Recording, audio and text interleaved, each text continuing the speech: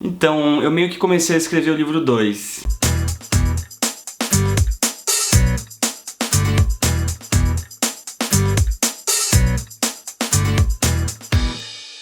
Oi gente, eu sou o Roberto, você está no canal do Rusgeek e bem-vindos ao 6º Diário de Escrita.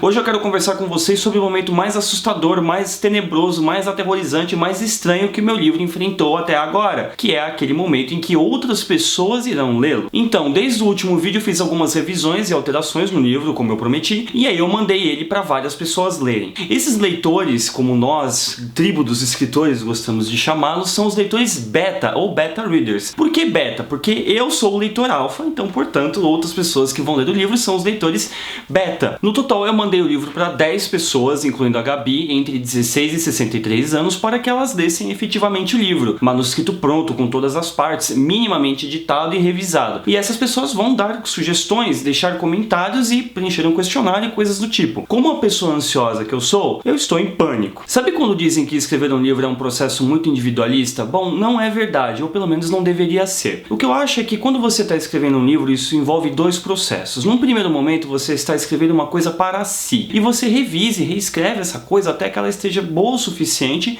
para você. Mas, num segundo momento, você precisa entender que você está escrevendo esse livro, esse manuscrito, para outras pessoas, e há uma grande diferença aí. Desde o começo do processo de escrita, quem tem sido o termômetro para a história é a Gabi. E isso vem desde a época em que eu estava escrevendo a primeira parte do livro, e se você está acompanhando o diário de escrita desde o começo, você sabe que eu escrevi o livro em duas partes, separadamente, e aí eu juntei as duas coisas numa coisa só. Então a Gabi logo de cara foi me dando ideias e sugestões de coisas que ela não estava gostando, de que não estavam boas ou de que podiam ser melhoradas. Stephen King disse em seu livro Sobre a Escrita, que é um livro que eu menciono muito aqui no canal, que todo escritor precisa ter um leitor de confiança. Para mim, esse leitor foi a Gabi. A Gabi foi aquela pessoa que acompanhou o processo desde o começo, mas não basta você ter só o leitor de confiança, você precisa escutar os conselhos dele. E com a Gabi eu sempre tentei fazer isso. Mas chega uma hora que você precisa de novas perspectivas, você precisa saber se as ideias que você teve, os recursos que você usou ficaram bons e funcionaram ou não, se a história está boa ou não. E aí, para isso, você precisa dos beta readers. Eles vão te dar uma nova perspectiva com relação ao seu livro e vão se aproximar mais do que eu acho que seria o leitor comum. Eles não sabem como foi o seu processo de escrita, eles não sabem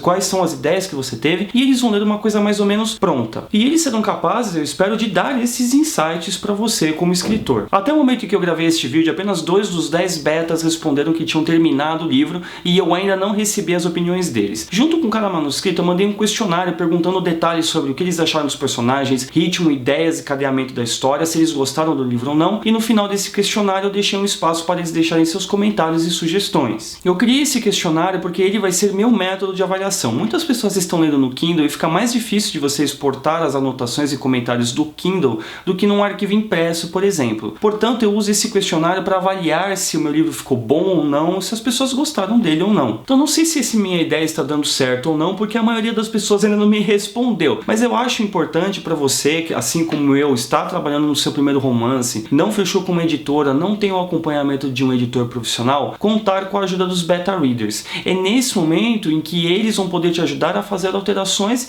enquanto o livro ainda não foi publicado, porque uma vez que ele estiver publicado, dificilmente você vai poder fazer alguma coisa, exceto talvez publicar uma edição revisada e editada no futuro. Mas aí depende de cada um. Eu, por exemplo, sou meio contra isso. Haverá no futuro, se Deus quiser, um terceiro momento em que esse texto passará pelas mãos de um editor profissional, ou seja, alguém que trabalha com isso, alguém que está inserido no mercado. E esse editor trará uma nova visão, uma nova perspectiva para o assunto. Só que isso eu vou falar para vocês mais para frente em outro vídeo, quando realmente alguém for ler esse negócio no editor. Uma sugestão que eu tenho para você que está achando uma boa ideia contar com a ajuda dos beta readers é formular um contrato de confidencialidade. Puxa, Roberto, mas é para tanto? Então, eu imagino que assim como eu, você vai escolher pessoas para lerem seu livro em quem você confia. E não é que as pessoas vão necessariamente querer roubar o seu trabalho, mas sabe, se elas tiverem um contrato assinado, elas vão ser um pouco mais cuidadosas ao revelarem certas informações.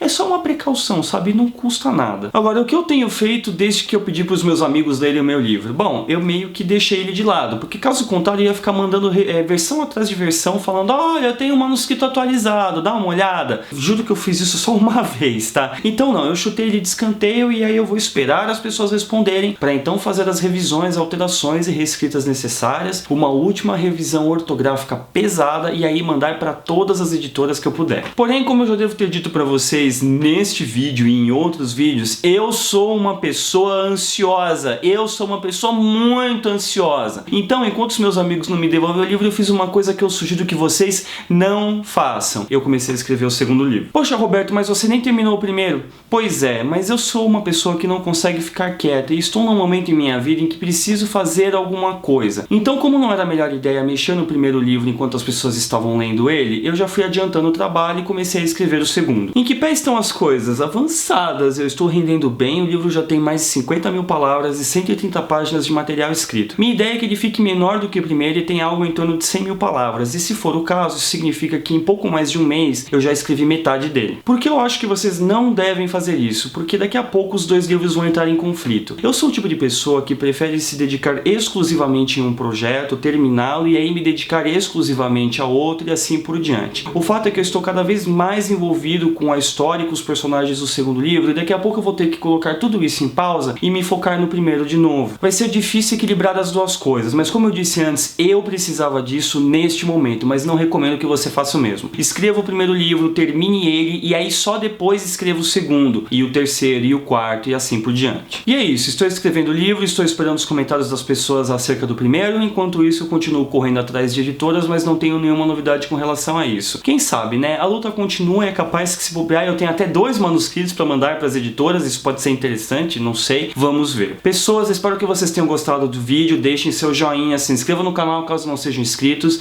não se esqueçam de clicar no sininho para receberem todas as nossas notificações e comentem, se vocês têm alguma dúvida, querem algum conselho, vou tentar ajudá-los com a minha experiência, que é bom lembrar, é muito limitada, tá bom? Então até a próxima e tchau, tchau!